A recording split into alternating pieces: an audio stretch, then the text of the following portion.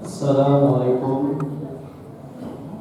warahmatullahi wabarakatuh.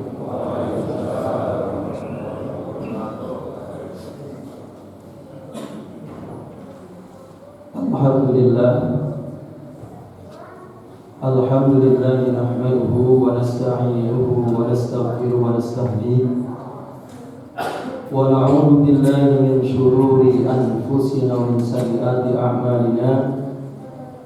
Man yahdihillahu fala mudilla lahu wa man yudlilhu fala hadiya lahu.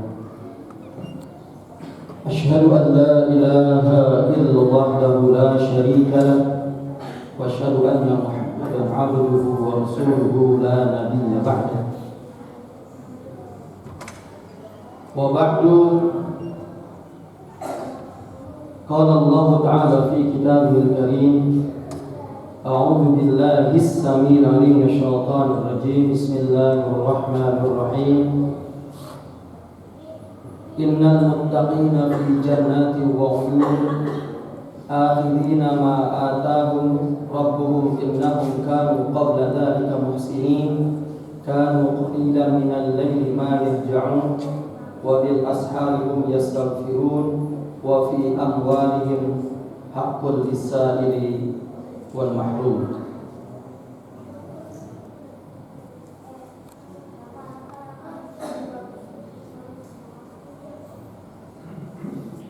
Wa qala Rasulullah sallallahu alaihi wasallam, man syahida an la ilaha illallah wahdahu la syarika lahu wa anna Muhammadan 'abduhu wa rasuluhu wa anna Isa 'abduhu wa rasuluhu wa ibnu amatihi wa kalimatuhu alqaha ila Maryam wa ruhun minhu wa anna al-jannata haqqun wa anna an-nara haqqun wa anna al-ba'tha haqqun adkhalahu Allahu al-jannah min ayyi abwabil jannati tsamaniyati sya'a. Ar-Rawi Ubadah bin Samit Al-Muhadits Al-Albani. Khulasah hukm hadis sahih. Shadaqallahu al-azim wa sadaqa Rasulul Karim. Pengurus DKM Al-Goni yang saya hormati, kepada para asatidz dan ustadzah, Amin, dan para asatidz yang lain yang saya tidak sebutkan satu persatu karena di Al-Goni ini ustadz semua. Ustadz Sahari, Ustadz Dadang Maghibi, ada Ustadz Jumira, Ustadz Timbul, dan ustadz-ustadz yang lain. Jadi saya tidak sebutkan satu persatu, mohon maaf.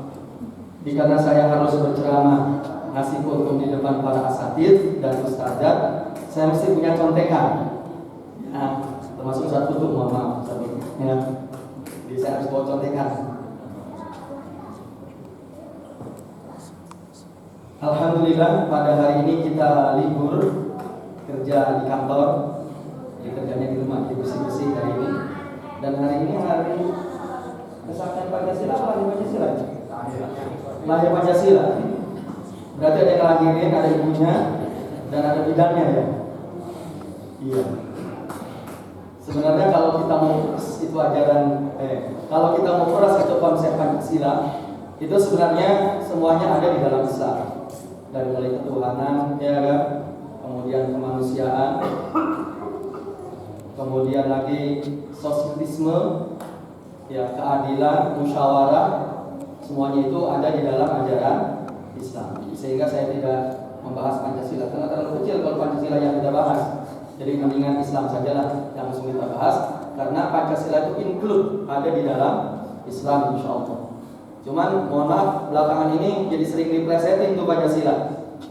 Jadi seolah-olah ya umat Islam ini anti Pancasila. Ya padahal justru Pancasila itu seperti tadi yang saya katakan, dia adalah include di dalam ajaran Islam. Coba tunjukin aja. Sampai bahasanya pun, kalimatnya pun itu adalah kalimat-kalimat yang berasal dari bahasa Islam. Itu bahasa Arab. Rakyatan, ro'yah, fa'iyah. Rakyat itu artinya yang digembala. Makanya kambing disebut dengan rakyat. Pemimpinnya disebut dengan ra'i, yang penggembala, ra'i, pemimpin. Kemudian lagi musyawarah, pemusyawaratan. Ya, perwakilan. Hampir saya bilang kata-kata yang terdapat di dalam 5 sila itu ya, nyaris semuanya itu adalah berasal dari bahasa Islam. Makanya kalau orang antipati terhadap Islam, antipati terhadap Arab, rasa saya justru dia tidak bisa bicara, ya. Di hampir semua konsep negaranya mesti dibuang, ya.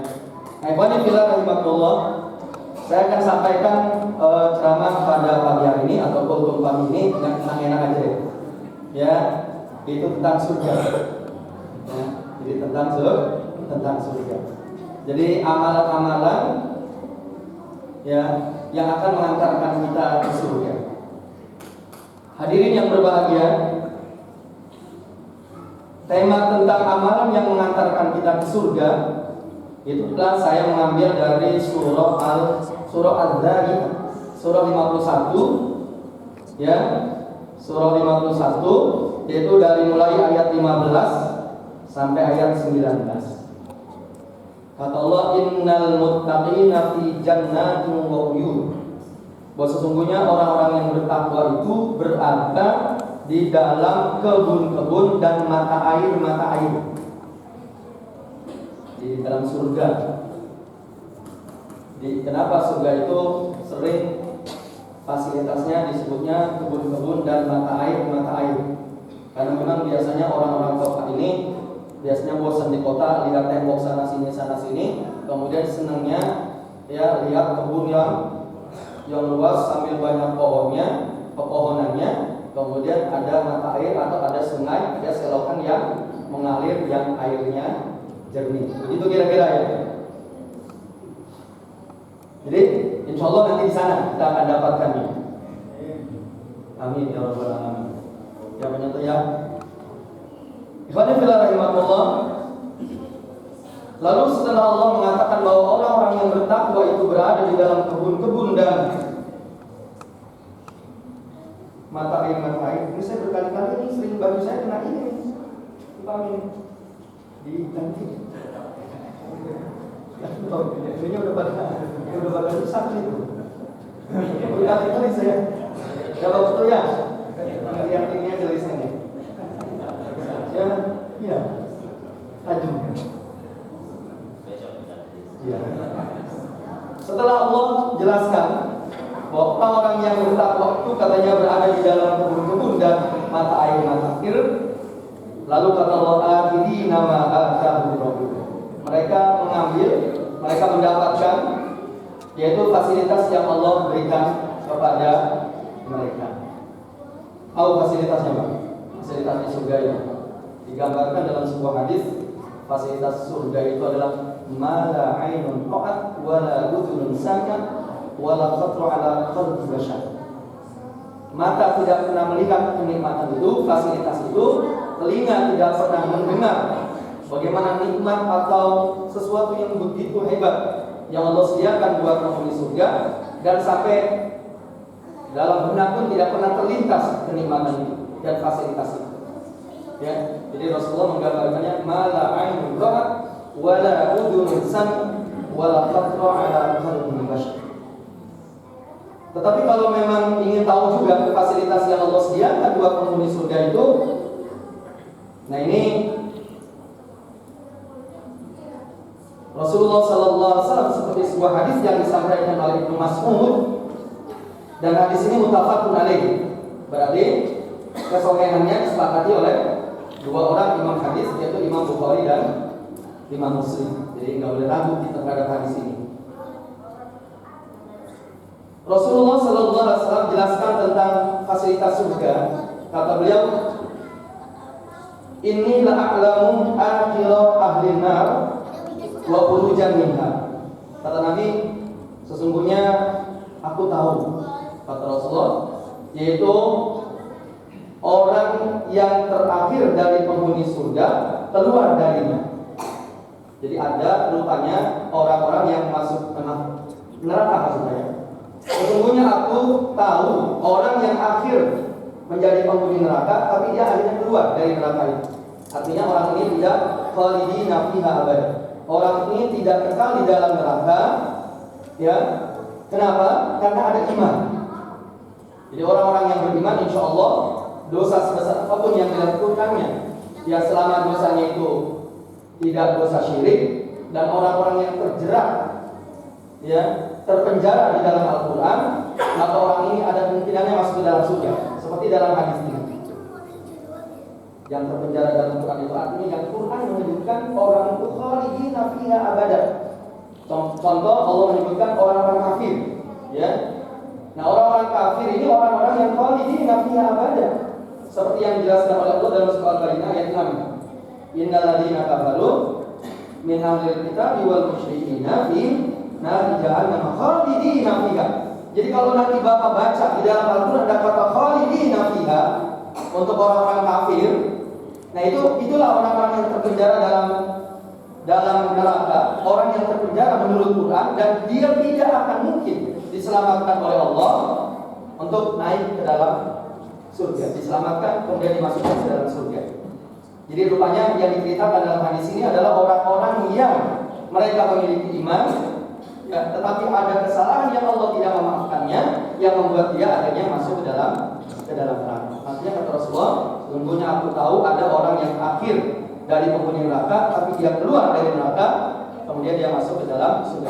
Kenapa disebut dengan akhir? Jadi setelah dia, pasca dia, jadi sudah tidak ada lagi orang yang terselamatkan. Jadi tidak ada lagi orang yang diangkat dari neraka. Ini yang terakhir ceritanya. Wa akhiru ahlil jannah dukhulal jannah. Nah, Rasulullah mempertegas, maksudnya adalah orang yang masuk ke surganya paling terakhir, ya. Jadi keluar dari nerakanya paling terakhir. Berarti itu ada urutannya tuh, ya. Jadi Pak Timbul itu ada urutannya, ya. Pak Noto ada urutannya. Nggak tahu ini urutannya siapa dulu, ya. Karena orang-orang baik, ya, orang harmoni masuk duluan semua, ya. Jadi nggak ada yang ke neraka, insyaallah. Tapi ada orang-orang yang karena dosa tertentu, ini nggak tahu orang mana, dia menghadap dulu di neraka, tapi nanti oleh Allah diangkat, diputihkan terus sampai yang paling terakhir, udah nggak ada lagi pasca dia, sehingga dia masuk ke surganya pun paling terakhir, ya. Rasulullah mengatakan orang yang semacam ini adalah rajulun yakhruju minan nari habwan. Orang ini katanya keluar dari nerakanya pun yaitu sambil merangkak. Mohon maaf, ya, sambil merangkak. Fa yaqulullahu azza wa jalla lahu. Kemudian Allah berfirman, Allah berkata kepada orang tersebut, idhab fadkhulil jannah. Jadi Allah katanya, pergi kamu, kemudian masuklah kamu ke dalam surga. Fayatiha. Ya, kemudian orang ini yang tadi merangkak itu, maka dia pun mendatangi surga itu. Mohon maaf kalau saya ngomong suka salah-salah. Pergilah kamu, kemudian masuklah kamu ke dalam surga, kemudian datanglah orang yang merangkak tadi, orang yang terakhir keluar dari neraka, lalu dia mendatangi surga. Fa yukhayyalu ilaihi annaha malak. Mal'ah. Dia bilang dia berkhayal, rupanya berkhayal ya. Khayyalu khayal bahasa Arab. Khayyalu, dia berkhayal surga itu sudah penuh, dia bilang. Ya, jadi hayalan itu karena pas hari baru kita masuk situ serame, udah penuh nih, ya. Terakhir jangan masuk surganya pun balik terakhir. Dia bilang itu, khayal dia kembali lagi kepada Allah.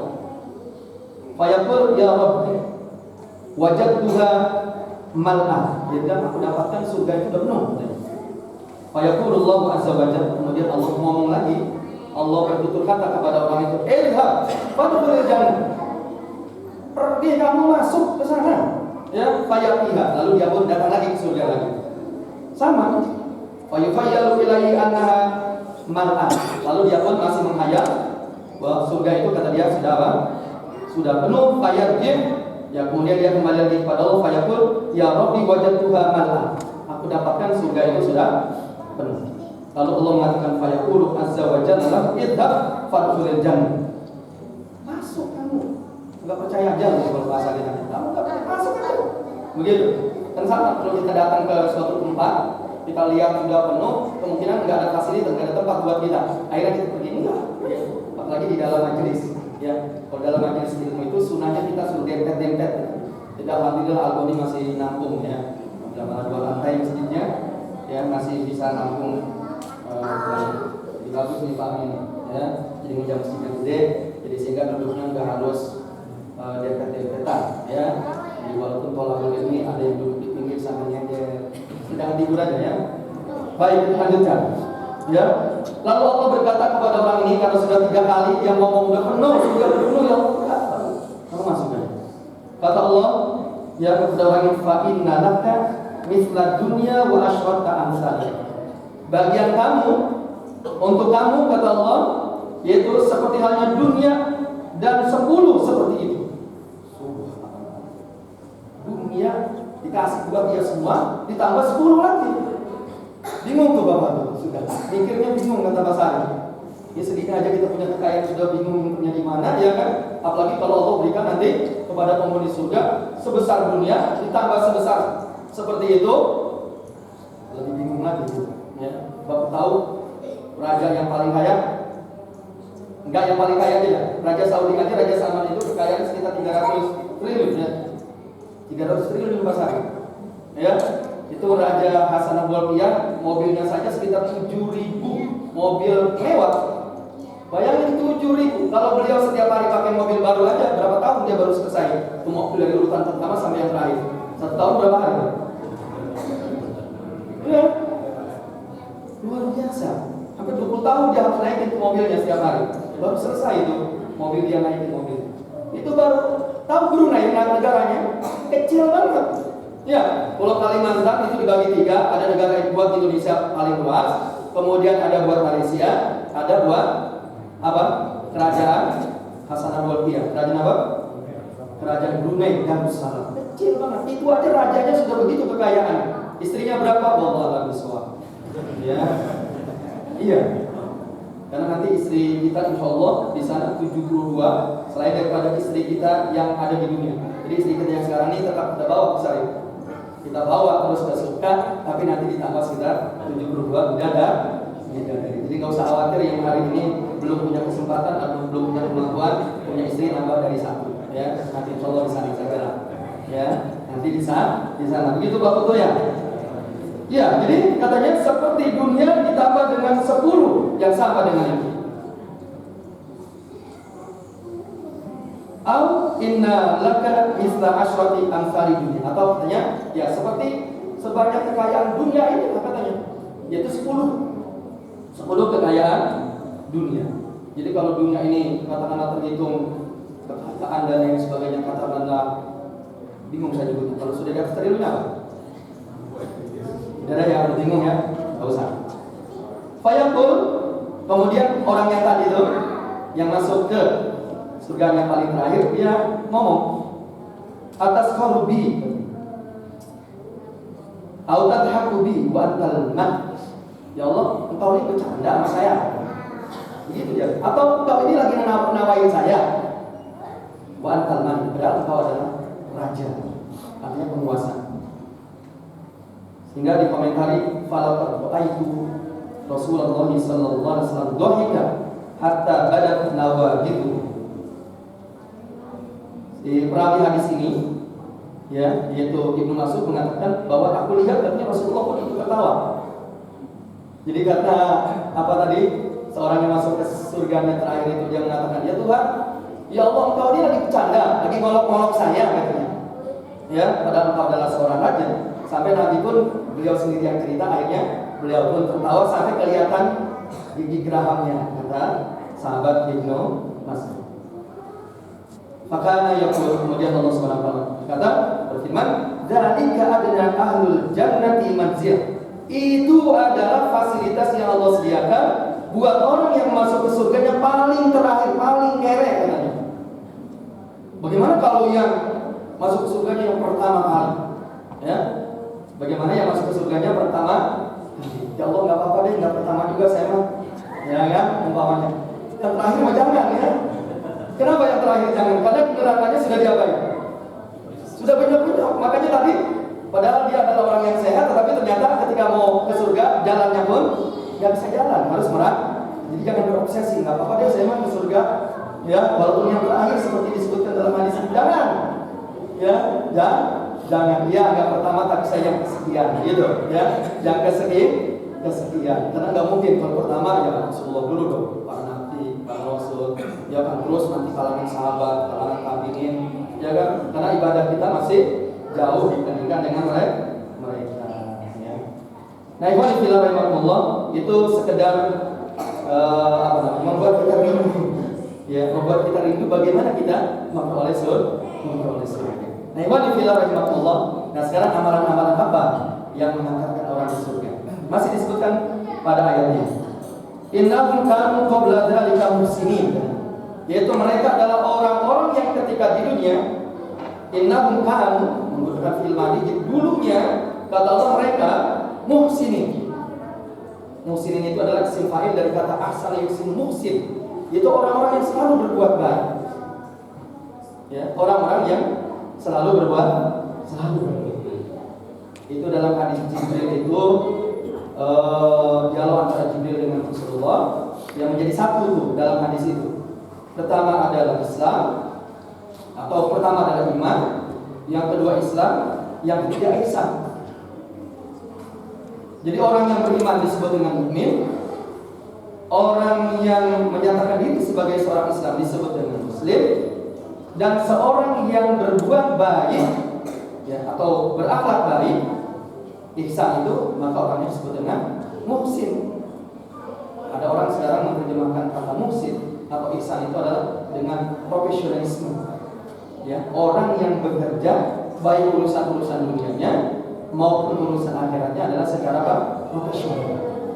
Itu orang menerjemahkan kata ihsan. Kalau dalam hadis kan ihsan itu adalah anta'budallah ka'annaka tarahu fa illam takun tarahu fa innahu yaraka. Engkau beribadah kepada Allah dan seolah-olah kamu melihat Allah, tapi sekalipun ketika kamu beribadah, beraktivitas kamu tidak melihat Allah, dan Allah selalu memantau kamu. Jadi ketika kita jadi pengurus masjid, tanggung jawabnya kepada Allah, bukan kepada ketua DKM. Dilihat atau tidak dilihat oleh ketua DKM, bekerjanya profesional. Seorang imam profesional, ya, maka dia baca Al-Quran secara baik, didengar oleh jamaah, oleh makmum, merasa nikmat. Jamaah pun walaupun sholatnya agak lama, dia merasakan nikmat. Jadi saya rindu untuk pergi ke Masjid Al-Bani karena sholatnya enak, imamnya profesional. Ini bapak-bapak ini juga harus tahu diri nih, ya. Jadi imamnya sehingga tidak bisa sholat di mana-mana, nggak bisa berceramah, nggak bisa, tidak ditanggung, ya. Tanya pulangnya kemana Ustaz? Oh, saya pulangnya ke NTB. NTB berapa? Pulang pergi bersama keluarga.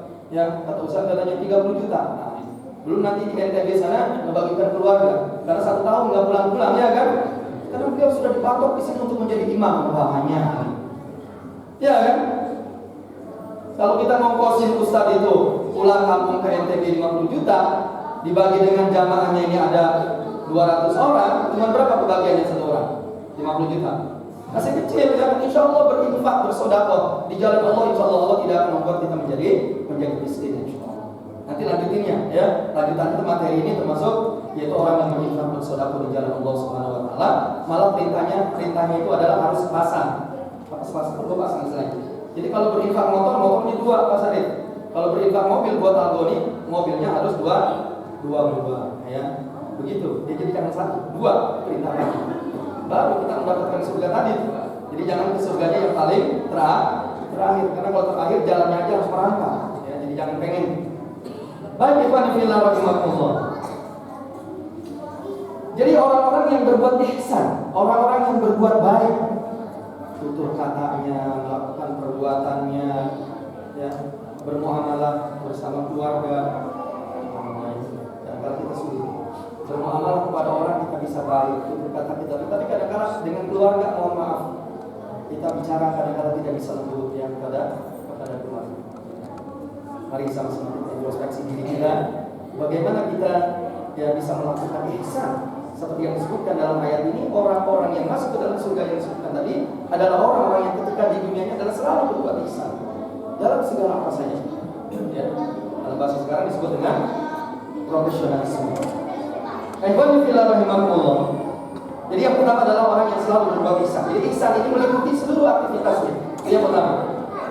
Yang kedua dan ketiga, jadi satu ayatnya dikatakan yaitu kanu qalilan minal laili ma yahja'un wa bil ashari hum yastaghfirun.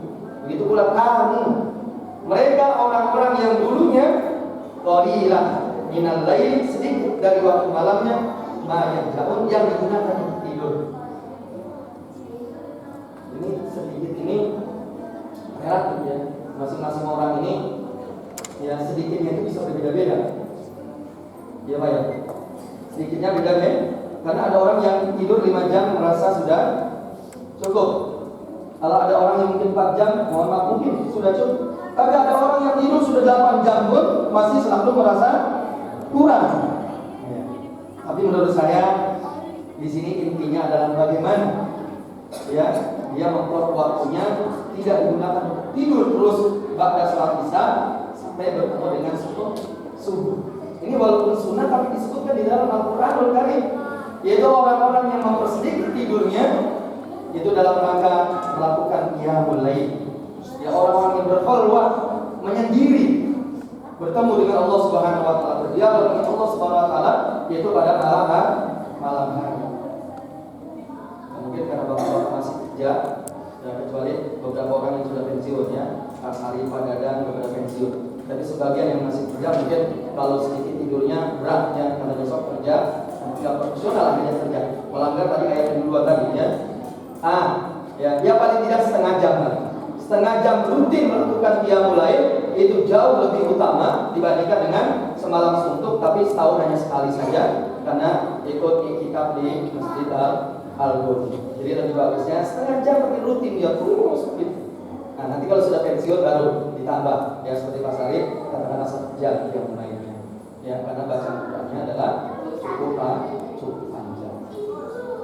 Jadi orang-orang kalau di sini ayatnya yaitu orang-orang yang sedikit dari malamnya yaitu yang digunakan untuk tidur. Wa bil ashari hum yastaghfirun.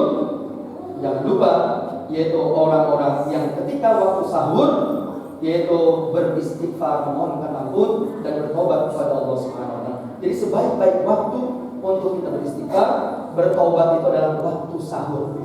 Waktu sahur itu kira-kira 15 menit yaitu menjelang subuh. Nah, di saat itulah justru yang paling bagus adalah kita beristighfar. Jadi sudah berapa? Tadi orang yang di dunia yang selalu berbuat ihsan, yang kedua orang yang melakukan qiyamul lail, dan yang ketiga adalah orang yang selalu di waktu sahur itu apa? Beristighfar.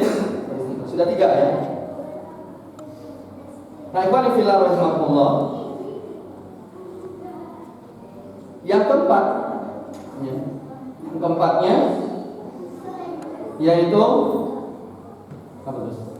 Wabil ashar hum yastaghfirun wa fi amwalihim haqqun lis-sa'ili wal mahrum.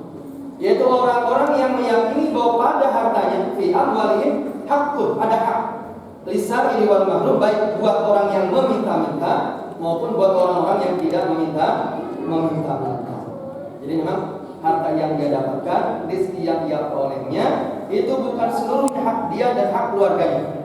Tetapi di sini ada hak Allah Subhanahu wa taala yang mesti dikeluarkan, yang mesti diberikan baik kepada orang yang meminta-minta, peminta-minta, ya, termasuk DKM kalau memberikan proposal, ini berarti termasuk hadis ayat ini. Ataupun tidak minta-minta karena DKM malu mungkin ya, karena sudah terlalu banyak ya ngasih proposal kepada bapak-bapak tidak minta, tapi DKM umumin ya, bapak-bapak, saudara-saudara kita masih butuh fasilitas, umpamanya AC katakanlah terlalu dingin, tapi AC ini sudah terlalu dingin Pak. Saya merasakan sudah begini ya, luar biasa umpama ya. Jadi DKM tanpa menyebutkan apa diminta bapak-bapak untuk memberikan sedekah infaknya, jariahnya DKM menyebutkan fasilitas untuk mendukung kenyamanan sholat di Masjid Al-Ghudi umpamanya. Jadi bapak mesti ngerti itu, mesti paham karena ayatnya tadi disebutkan yaitu orang-orang yang katanya meyakini bahwa pada hartanya itu yaitu ada hak orang yang minta-minta atau lembaga atau apa saja yang minta-minta dan yang tidak meminta. Jadi kita harus paham. Nah ini pentingnya kita belajar Quran itu. Kayak Abu Bakar coba. Walaupun beliau tidak bergelar doktor ya ilmunya, tapi sensitif. Kalau Rasulullah ngomong tuh beliau paham. Oh, ini maksudnya. Begitu ya. Nah ini kita kalau kita dididik dengan Al-Quran dan hadis Rasulullah, insya Allah ya, walaupun nggak sampai gelar doktor, bukan berarti saya menjadikan dokter. Silakan yang masih punya kemampuan sekolah dan sebagainya, ketika dengan baik sekolah setinggi-tinggi. Ya. Tapi belajar Quran, belajar Sunnah Rasulullah ini lebih utama lagi. Supaya apa? Supaya kita cerdas, sensitif ya. Jadi kalau Ustaz ngomong, banyak Pak Kiai ngomong di podium ini, umpamanya kita paham mengerti. Ya seperti hanya Abu Bakar, ya beliau lebih mendahului ya sahabat-sahabat yang lain dalam hal pemahaman beliau terhadap tutur kata yang disampaikan oleh Rasulullah Sallallahu Alaihi Wasallam. Begitu. Kenapa? Karena diasahkan oleh Quran dan Sunnah Rasulullah. Jadi Bapak jangan khawatir nanti ketika mendidik anak sejak kecil, dididik dengan Quran, anak ini nanti jadi umpamanya terlalu beban. Enggak, insya Allah kalau Quran ini. Dan ternyata menurut penelitian, anak kecil itu yang terbaik bukan diberikan logika. Jadi teman-teman paham ya? Justru anak itu diberikannya adalah hafalan. Jadi jangan khawatir Pak. Walaupun sifatnya verbal itu, hafalan itu sangat bagus. Anak-anak kecil, ya anak TK, anak SD, walaupun dia belum bisa baca Quran, diajarkan hafalan. Buktinya anak-anak itu tanpa diajarkan nyanyi, karena di rumah sana dengarnya canyian, dengar di sini canyian. Berangkat ke sekolah karena ikut jemputan, mobilnya juga oleh supir dikasih nyanyian. Tanpa diajarin ternyata anak kita pinter nyanyi, udah jadi beban. Nah begitu pula Quran. Kalau kita di masjid yang kita mendengarkan Quran, di rumah Quran, di jalan Quran, insya Allah, ya, insya Allah anak-anak kita tertanam Quran sejak kecil. Walaupun dia belum paham, nanti kalau sudah SMA, baru dia diajarkan logika, diajarkan pemahaman, baru insya Allah dia. Ya, itu sering saya dengan cerita ya para kiai, ustaz, ya, waktu kecil itu dimasukkan ke pesantren, nggak pernah diajarkan alfiyah. Alfiyah itu adalah nazom. Ya, yang ditulis secara nazom itu untuk menjelaskan grammar dalam bahasa Arab. Itu ada 1000 bait. Itu orang-orang pesantren itu banyak yang hafal ya. Dari awal sampai 1000, ada 1000 baris. Tapi itu dengan nazom, itu dengan syair, ya supaya memudahkan para santri untuk menghafal. Dia tidak mengerti, tidak paham waktu belajar. Tetapi ketika dia sudah dewasa, nah baru dia mengerti, dia paham. Oh itu maksudnya. Nah ini manfaat menghafal sejak kecil. Baik Bapak-bapak, saudara-saudara hadirin yang dimuliakan oleh Allah Subhanahu wa taala. Kaitan dengan ayat ini, Rasulullah sallallahu alaihi wasallam pernah sampaikan begini.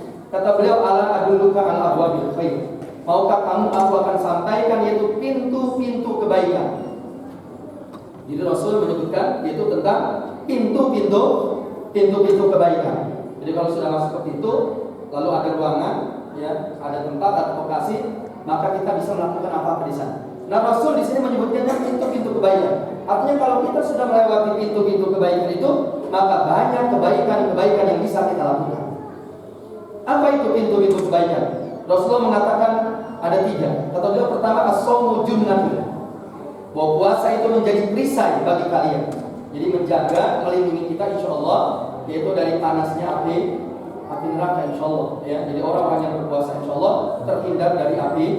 Nah, yang kedua adalah was-shadaqatu tudfi'ul khati'ata kama yudfi'ul ma'un nar. Kata Nabi yang kedua adalah sedekah, maka sedekah itu adalah menghapus kesalahan-kesalahan kalian sebagaimana halnya air memadamkan api. Insya Allah ya. Jadi kebukaan Allah itu akan tereliminasi itu dari sedekah kita insya Allah. Allah Rasul ketika menyebutkan bahwa aku pernah berdiri di pintu neraka dan kebanyakan wanita, ya kata Rasulullah, mereka bukannya ingkar kepada Allah, tapi banyaknya kufurnya kepada suami. Ya, kufur kepada suami. Maksudnya tidak berterima kasih, malah mulutnya itu kotor. Maksudnya bukan yang wanita di sini. Ini Rasulullah cerita, ya di neraka kata Rasulullah orang yang banyak masuk neraka adalah wanita. Penyebabnya adalah bukan karena mereka kufur kafir kepada Allah, tapi kufurnya kepada suami. Kufurnya kepada suami. Contohnya gini ngomong, ya biasanya suaminya ngasih uangnya gede, cuma di lebaran kali ini wallahu alam ya, entah perusahaan lagi agak sedikit goyang begitu, akhirnya suaminya biasanya ngasih 20 juta pada istrinya, ini cuma 2 juta ya. Istrinya apa-apaan ini boy sampai dilemparin, nggak pernah kasih dia, ya dan lain melupakan nikmat-nikmat yang begitu banyak ya bersama dengan suami. Nah inilah wanita yang kata Rasulullah masuk ke dalam neraka. Tapi Rasulullah nasihatnya kepada para wanita kata beliau, yaitu tebuslah diri kalian wahai para wanita, walaupun hanya dengan sebelah kurma. Jadi kurmanya dibelah. Artinya apa? Infak sedekah sekalipun kecil, insya Allah akan membebaskan orang dari kemarahan siksa Allah Subhanahu wa Ta'ala. Coba difilmkan. Bapak tahu tentang bagaimana hak suami yang dia dapatkan dari istri. Ini tentang ketaatan. Rasulullah SAW mengatakan, kata Rasulullah, kalaulah seandainya suami yang terluka, bukan luka, saya ngomong cuma takut jorok ya. Apa namanya? Dia badannya sobek-sobek terus dari mulai ujung kepala sampai ujung kaki, mohon maaf, sampai mengeluarkan darah dan nanah. Kalaulah istri disuruh menjilat, ya dari semburan darah dan nanahnya itu, dia masih belum selesai menunaikan hak-hak suaminya. Itu hadisnya sama. Ternyata sekarang banyak istri-istri yang berani sekali sama suaminya. Alhamdulillah.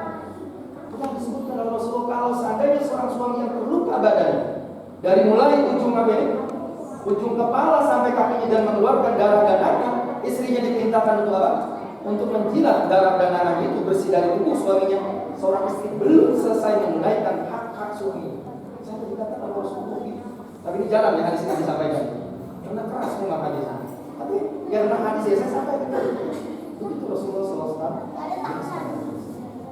Ya, tapi lagi-lagi banyak istri yang khusus ya kepada suami. Jadi memang ini harus disampaikan.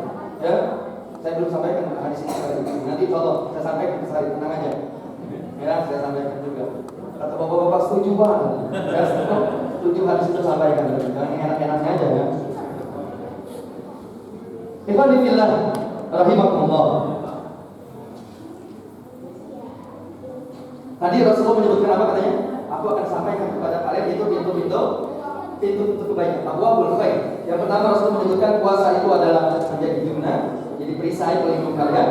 Yang kedua adalah sedekah. Dan dengan sedekah itu katanya yaitu menggugurkan kesalahan kalian, memadamkan kesalahan kalian sebagaimana halnya katanya air bisa memadamkan. Yang ketiga, wasolatul rojul min jawfil lail, yaitu sholat malamnya seseorang, ya seseorang yang sholat malam. Jadi Rasulullah menyebutkan pintu-pintu kebaikan itu tiga. Yang pertama adalah puasa, yang kedua sedekah, yang ketiga adalah qiyamul lail. Jadi ini ibadah-ibadah sekalipun sunnah, tetapi ibadah yang sangat mulia yang disebutkan di dalam Al-Quran, yaitu tadi tatajafa junubuhum anil madaji' yad'una rabbahum khawfan wa tama'an wa mimma razaqnahum yunfiqun fala ta'lamu nafsun ma ukhfiya lahum min qurrati a'yun jazaa'an bima kanu ya'malun. Jadi Rasulullah sallallahu alaihi wasallam setelah beliau menyebutkan tentang abwaabul khair, pintu-pintu kebaikan yaitu tadi tiga, yaitu puasa, baik puasa wajib maupun puasa sunnah, yang kedua sedekah, infak, dan yang ketiga adalah qiyamul lail, salat malam. Lalu beliau membaca ayat ini terdapat di dalam surah As-Sajdah ayat 16 dan 17. Maknanya adalah yaitu orang-orang yang menjauhkan lambungnya dari tempat tidurnya. Mereka berdoa atau beribadah kepada Allah khaufan wa tama'an, yaitu mereka dengan perasaan takut dan tamak. Tamak itu tamak, kalau bahasa Arab, tamak, ya, yaitu rakus, artinya tamak itu rakus. Jadi orang kalau ingin ke surga itu mesti rakus. Berdiri sholat di shop yang terdepan dan dekat imam, itu mestinya dia nggak boleh ketinggalan oleh orang lain. Karena orang Betawi itu yang sejadahnya khusus. Jadi kalau sholat Jumat itu nggak boleh ditempatin sholatnya oleh orang lain. Tetapi jangan juga curang ya, datangnya mesti curang. Kalau datangnya buat, jangan datang paling terakhir menjelang imam menyampaikan apa itu, menyampaikan khutbahnya, tapi karena sudah simpen apa sajadahnya di depan melewati orang itu sudah asal ya. Kalau datang belakangan ya belakangan ya. Maksud saya bukan orang Betawi ini, di Betawi itu bagus menurut saya begitu, tetapi datang ke masjidnya itu datangnya harus lebih awal. Karena kata Rasulullah, siapa orang yang sholat Jumat datangnya lebih awal, maka dia dikasihnya unta pahalanya. Kalau datangnya berikutnya, setelah itu hanya dikasih sapi, setelah itu dikasihnya kambing, setelah itu dikasihnya apa? Ayam, setelah itu dikasihnya apa? Telur. Nah, kalau imam sudah atau khatib sudah naik ke atas mimbar, malaikatnya sudah tidak mencatat karena malaikatnya pun ikut duduk. Coba baca hadisnya. Jadi jangan sholat biasa jadi masmur, sampai sholat Jumat pun menjadi masmur. Itu hadisnya begitu.